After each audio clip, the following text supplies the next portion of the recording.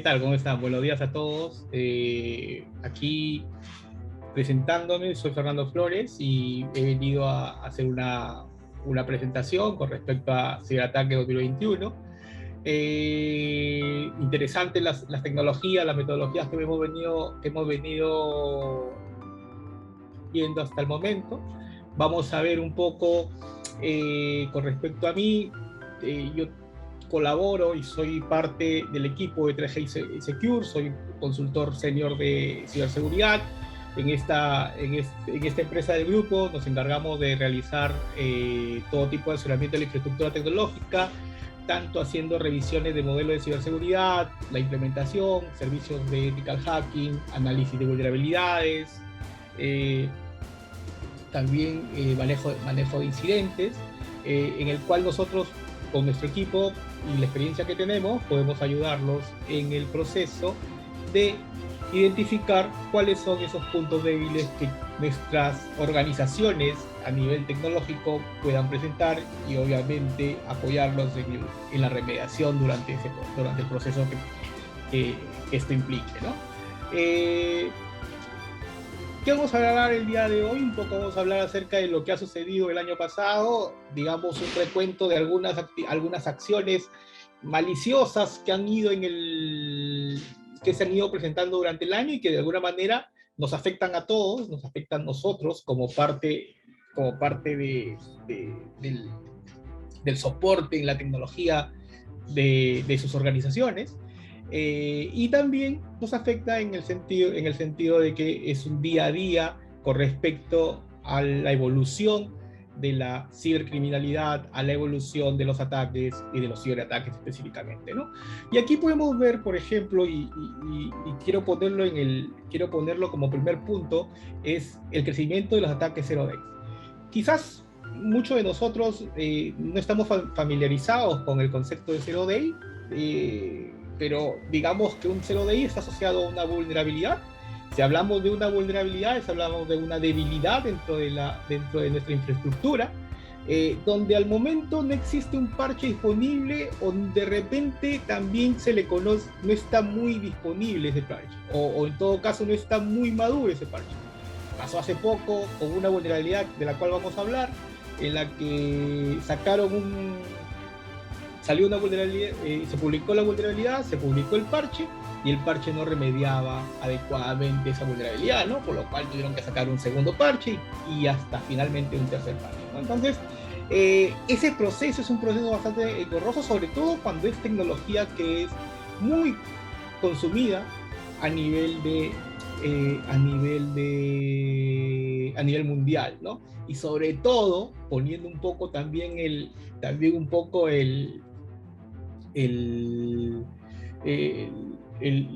la lupa, es que también se trataba de un software libre, ¿no? Un sistema open source que era libremente disponible.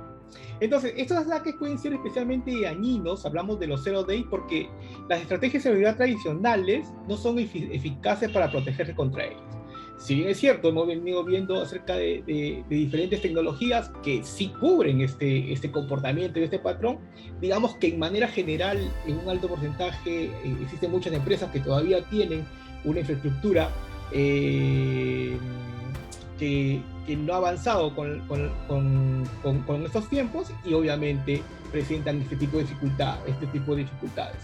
Entonces, y sobre todo que los ataques de día cero o lo de zero days a gran escala son altamente dañinos y se están volviendo cada vez más comunes. Cada vez más comunes porque existe mucha más oferta criminal, digamos, poniéndole entre comillas, una gran oferta criminal donde ciberdelincuentes, inclusive organizaciones respaldadas por estados, ¿no? Que ya no es un secreto, ¿no? Donde existen ejércitos, existen servicios de inteligencia, donde existen inclusive organizaciones asociadas fuera de países, pero apoyadas por grandes potencias para realizar ciertos tipos de ataques. Pero bueno, ese es un contexto mucho más amplio, ¿no? Y se ha notado que la cantidad de vulnerabilidades reportadas públicamente ha ido creciendo mucho más rápido. Si bien es cierto, existe todo un estándar respecto al manejo de las vulnerabilidades. Es muy importante saber que también esto conlleva un gran esfuerzo de parte de las empresas formales, o mejor dicho, de las empresas que tienen un negocio a nivel global. Entonces, todo esto supera con creces la capacidad de muchas organizaciones en aplicar actualizaciones, parches, lo que significa que se dejen abiertas más vulnerabilidades durante mucho más tiempo, ¿no? Entonces, también existe y ha existido durante este último año, solo han habido un par de eventos que han sido, digamos, de bastante énfasis. Uno de ellos fue el que cerró el año 2020 y empezó el año 2021 con una empresa, SolarWinds, que muchos de ustedes de repente han de conocer, donde se afectó lo que se conoce como la cadena de suministro, donde atacantes según las investigaciones de origen ruso, pusieron un backdoor dentro de un software de esta empresa. Obviamente todos los que actualizaron ese software de esa empresa en todo el mundo se vieron afectados. En el Perú inclusive existe una empresa del Estado medianamente, que no es un ministerio, mediano, que fue afectada por este ataque, ¿no? Un ataque, imagínense, de esa magnitud, transversal a todo el mundo, y que simplemente por un tipo de algunos descuidos dentro de la cadena de suministro sucedió este ataque. Luego en marzo pasó algo luego entre enero y marzo también pasó algo con respecto a los activos del correo electrónico, como son el correo electrónico, el servidor de correo electrónico de Exchange Server, ¿no?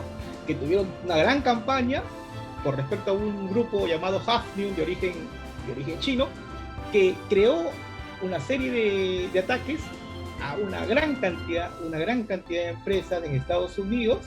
Cerca de 102 empresas se dice que fueron afectadas, y que también están involucradas que estuvieron involucradas en este gran evento de un zero day. Entonces, aquí digamos que un resumen de lo que hemos hablado hasta el momento es que en este caso los zero days vienen a ser una vulnerabilidad que es desconocida por el fabricante o es recientemente conocida por el fabricante, donde su manejo del parche es un poco difícil de manejar. Obviamente hay que tener en cuenta el tiempo en el que ha sido desconocido todavía, ¿no? Se dice que existe una ventana de 6 meses más o menos en la cual los atacantes explotan estas vulnerabilidades, ¿no? Entonces, de alguna manera, hablamos de eso con respecto a los otros eventos. Log4j, el gran evento que empezó el 14 de diciembre, donde acerca de una vulnerabilidad sobre un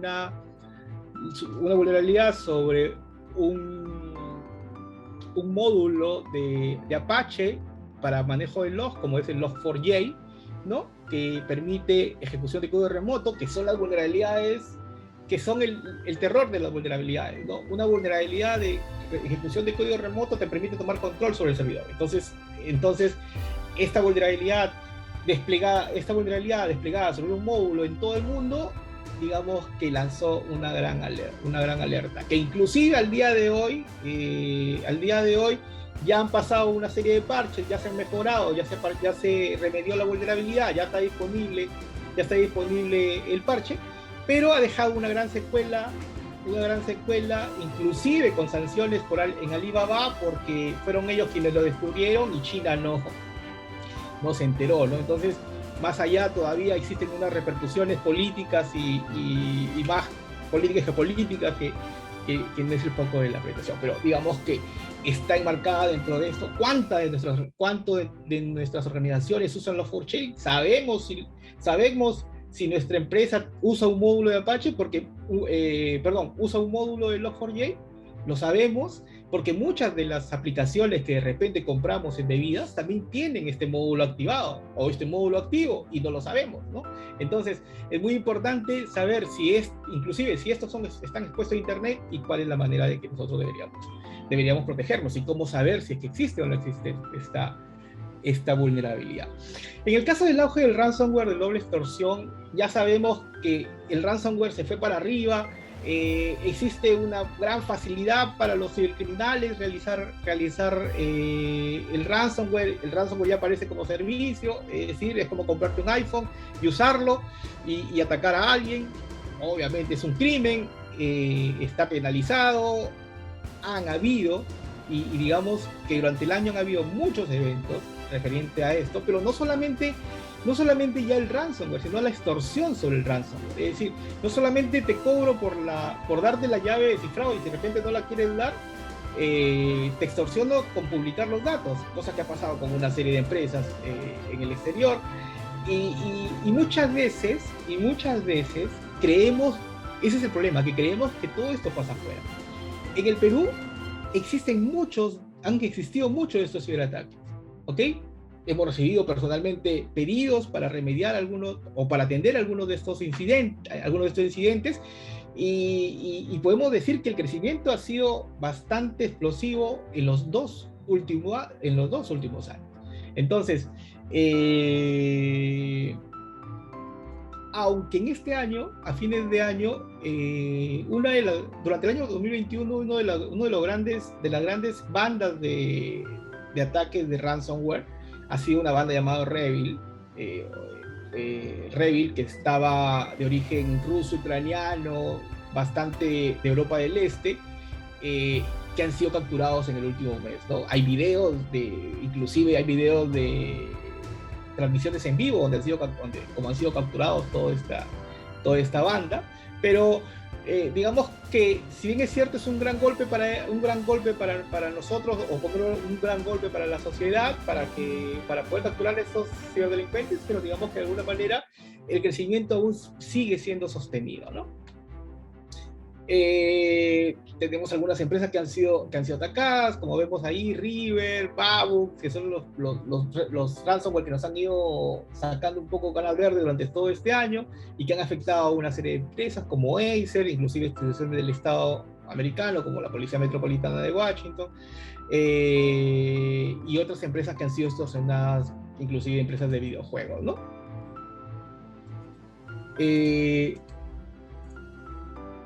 Pero miren, entonces hay un cruce también entre las vulnerabilidades y el ransomware. El ransomware utiliza las vulnerabilidades como un medio para poder realizar todas esas acciones. Podemos ver ahí, por ejemplo, un poco el panorama general de las vulnerabilidades que se han presentado en el 2021 y que han sido la vía, el canal que han podido utilizar estas bandas para poder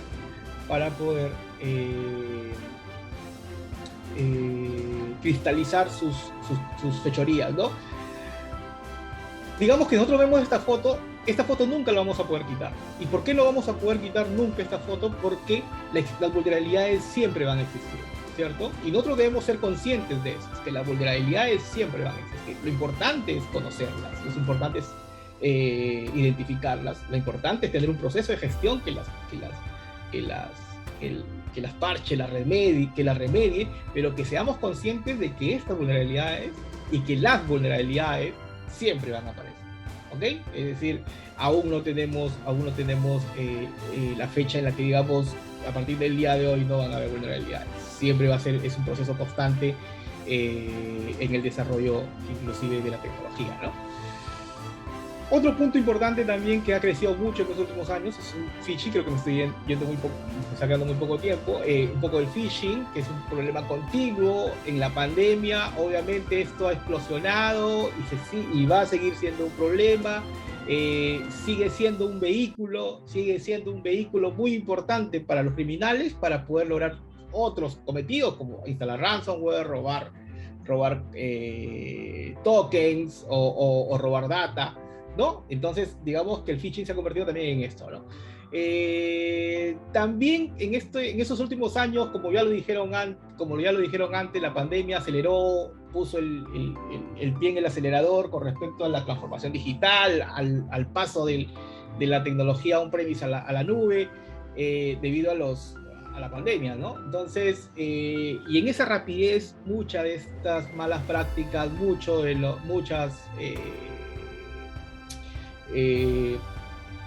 malas configuraciones y una serie de problemas se han pasado a una plataforma diferente que es la nube, ¿no? Entonces, ahí hay un desafío que también es importante que debemos tener en cuenta, ¿no? Entonces, muchos de los ataques, muchos de las brechas que se han realizado o que se han ocasionado en el último año han sucedido por malas configuraciones en la plataforma, por accesos no autorizados, darle acceso a quien no debe, o dejar accesos abiertos, mal configuración, mal manejo de las interfaces como las APIs, ¿no? Que han conllevado a que haya un secuestro de sesiones, compartición de datos externos, que se incremente, que haya un manejo o una presentación de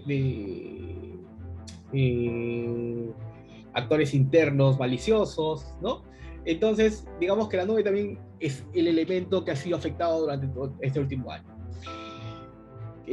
Dentro de estas amenazas que se han vertido sobre este año han tenido una gran efectividad, el malware bancario también se ha incrementado, ¿no? Entonces, tenemos en cuenta que hay una estadística que nos dice que la cantidad de malware se ha duplicado, obviamente, siendo Windows uno de los principales afectados, obviamente sabemos por la gran cantidad de clientes que tiene, por la gran cantidad de usuarios a nivel mundial y del mercado que